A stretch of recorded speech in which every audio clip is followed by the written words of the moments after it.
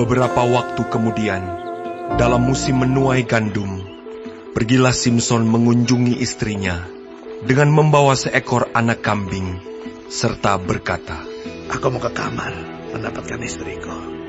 Tetapi ayah perempuan itu tidak membiarkan dia masuk. Kata ayah perempuan itu, "Aku telah menyangka bahwa engkau benci sama sekali kepadanya. Sebab itu aku memberikannya kepada kawanmu. Bukankah adiknya lebih cantik daripadanya? Baiklah kau ambil itu bagimu sebagai gantinya." Lalu kata Simson kepadanya, "Sekali ini aku tidak bersalah terhadap orang Filistin apabila aku mendatangkan celaka kepada mereka." Maka pergilah Simson, ditangkapnya 300 anjing hutan, diambilnya obor, diikatnya ekor dengan ekor, dan ditaruhnya sebuah obor di antara tiap-tiap 2 ekor. Kemudian dinyalakan-nyalah obor itu, dan dilepaskannya anjing-anjing hutan itu ke gandum yang belum dituai kepunyaan orang Filistin, sehingga terbakarlah tumpukan-tumpukan gandum, dan gandum yang belum dituai, dan kebun-kebun pohon zaitun. Berkatalah orang Filistin, "Siapakah yang melakukan ini?" Orang menjawab, "Simson, menantu orang Timna itu. Sebab orang itu telah mengambil istri Simson dan memberikannya kepada kawannya." Kemudian pergilah orang Filistin ke sana dan membakar perempuan itu beserta ayahnya. Lalu berkatalah Simson kepada mereka, "Jika kamu berbuat demikian, sesungguhnya aku takkan berhenti sebelum aku membalaskannya kepada kamu." Dan dengan pukulan yang hebat, ia meremukkan tulang-tulang mereka. Lalu pergilah ia dan tinggal dalam gua di bukit Batu Etam. Lalu majulah orang Filistin dan berkemah di daerah Yehuda, serta memencar ke Lehi. Berkatalah orang-orang Yehuda, "Mengapa kamu maju menyerang kami?" Lalu jawab mereka, "Kami maju untuk mengikat Simson dan memperlakukan dia seperti dia memperlakukan kami."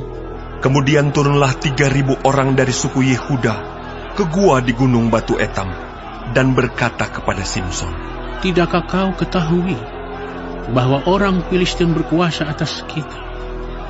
Apakah juga yang telah kau perbuat terhadap kami?"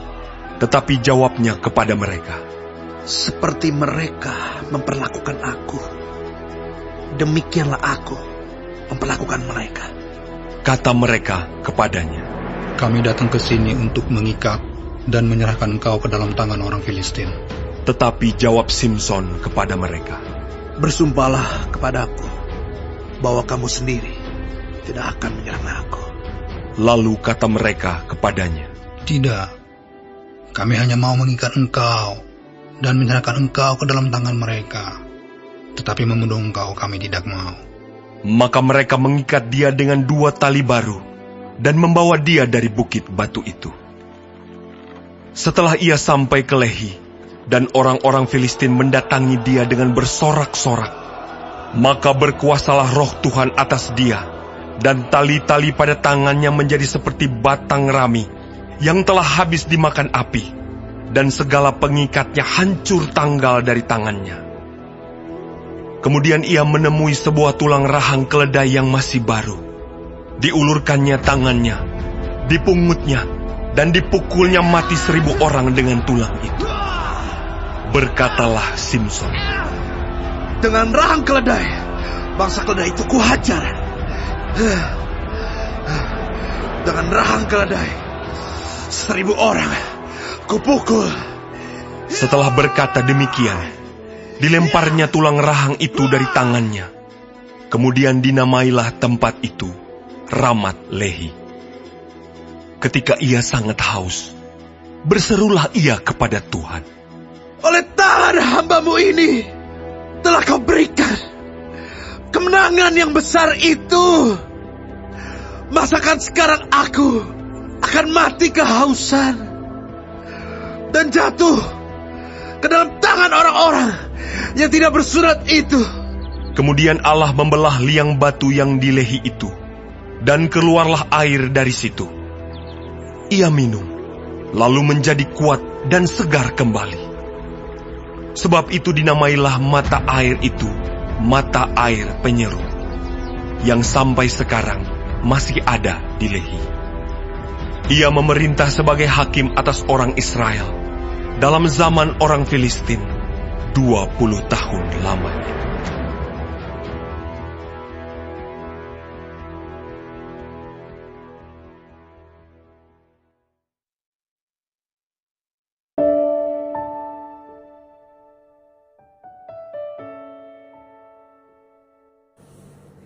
Shalom, saudara-saudaraku yang kekasih di dalam Tuhan Yesus Kristus.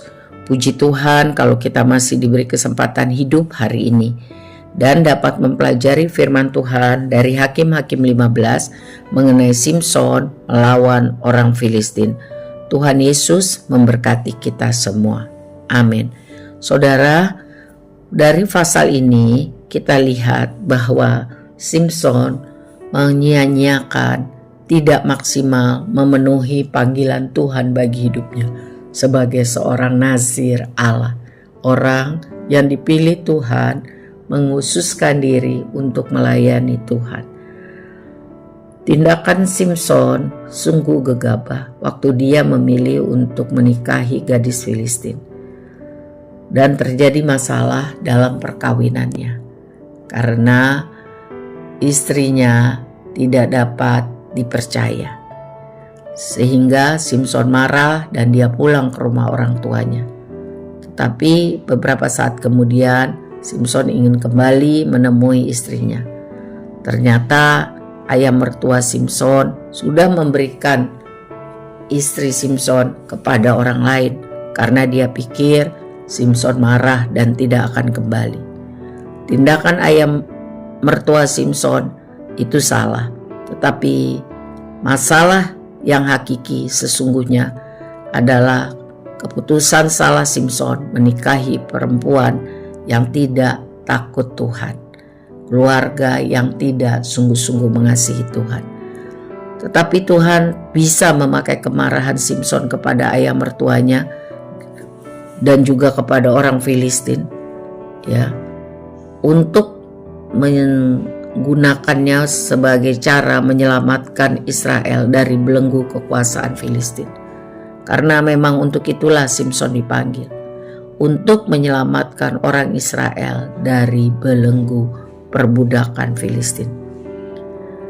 Karena tak terima hasil pertanian mereka dibakar Simson waktu dia ngamuk, maka orang Filistin membalas membakar istri dan mertua Simson. Sangat mengerikan. Lalu Simson membalas lagi dan memukul mereka. Sebagian bangsa Israel tentunya menjadi ketakutan karena orang Filistin kembali marah kepada orang Israel dan merencanakan menyerang orang Israel. Israel yang ketakutan mencari Simson, menangkapnya dan menyerahkannya kepada Filistin.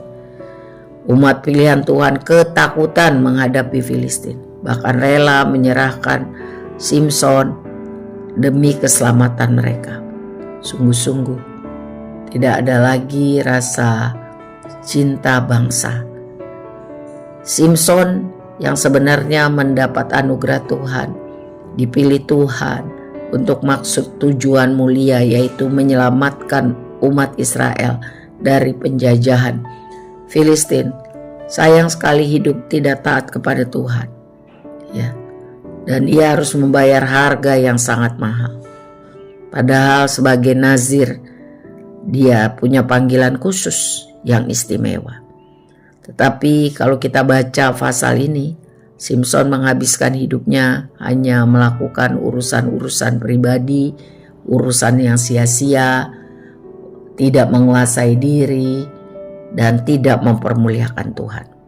Saudara, kita dipanggil Tuhan menjadi anak-anaknya, diampuni dosa kita dan dibenarkan. Respon kita yang seharusnya adalah hidup menyenangkan Tuhan, hidup melakukan apa yang Tuhan suruh, hidup peduli pada panggilan Tuhan, hidup sesuai dengan kehendak Tuhan. Jadi minta Roh Kudus memimpin kita dalam segala kelemahan kita, agar kita tambah hari tambah bisa hidup kudus benar dan mengisi hari-hari yang Tuhan berikan untuk melakukan kehendak Tuhan, untuk melakukan urusan Tuhan. Tuhan mau kita menjadi garam dan terang dunia, agar banyak orang mengenal Tuhan ketika mereka melihat kelakuan kita yang baik. Tuhan dipermuliakan.